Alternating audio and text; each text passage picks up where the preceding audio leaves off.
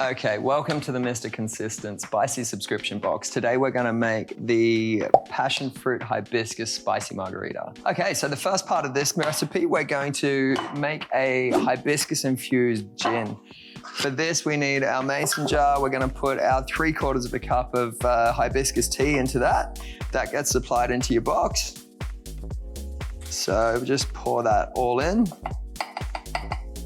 Try to get as much of it in there as you can. And we're just gonna put 500 mils of gin into that. Kindly, the good people at Gin and have already measured this out for us, so we just put the whole bottle in there. Once we got that in, chuck the lid on, and we're just gonna let that infuse for a little while. You can use it more or less immediately. You can let it infuse for a couple of days. You can let it infuse for a couple of hours. Essentially, the longer you leave it, the more those flavors are going to concentrate and the more hibiscusy your gin's gonna taste. But if you're desperate for your drink, you can get into it straight away. Okay, so we've let our tea steep in there for a little bit. As you can see, our gin is nice and hibiscusy. The next stage from here, we're gonna sweeten that a little bit just to take a little bit of the edge off. Everything else that's gonna go into the drink is pretty dry, pretty sour, so having a little bit of sugar in this isn't a bad thing. But if you just pour the sugar into the gin, give it a stir and a shake, and we're away.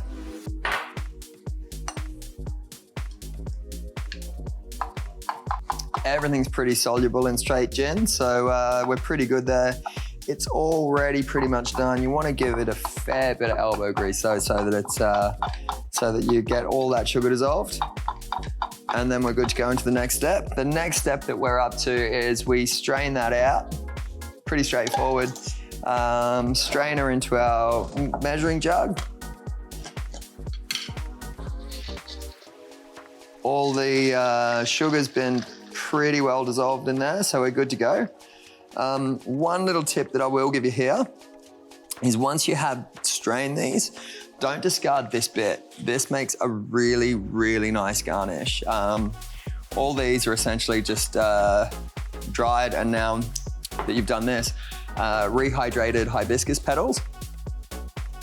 So really nice floral, ginny, sweet, delicious.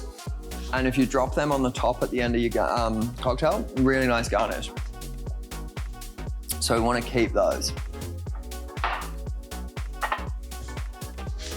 For our gin though, because we used the whole bottle, real easy to just go straight back into it.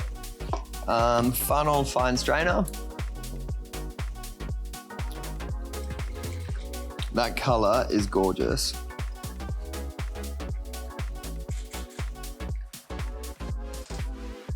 You might have a little bit extra just because you chucked so much sugar in there. But keep that and you're good to go. Okay, so we're ready to make our cocktail. We have our Hibiscus-Infused Gin. We have our Chilli-Infused Tequila as well. We made this a little while ago. We actually made this for the chili peach side of the box. If you haven't made that one already, the recipe for this one is in that QR code. So if you follow that, it'll be able to make this, and then we're good to go. From there, we need 30 mils of this.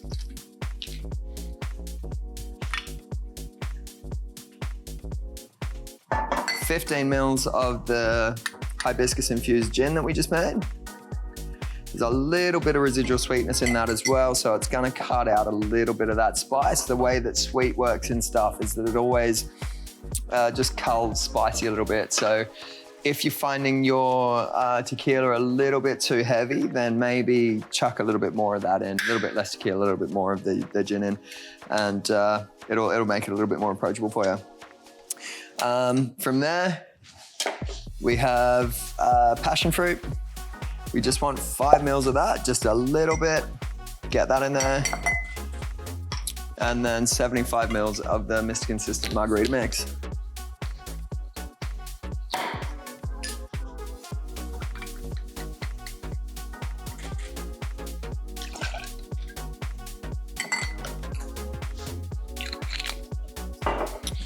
Get some ice in.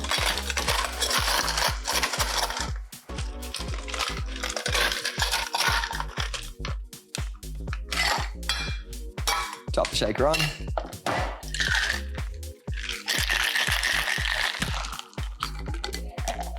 And then we're good to just strain that straight into our glass.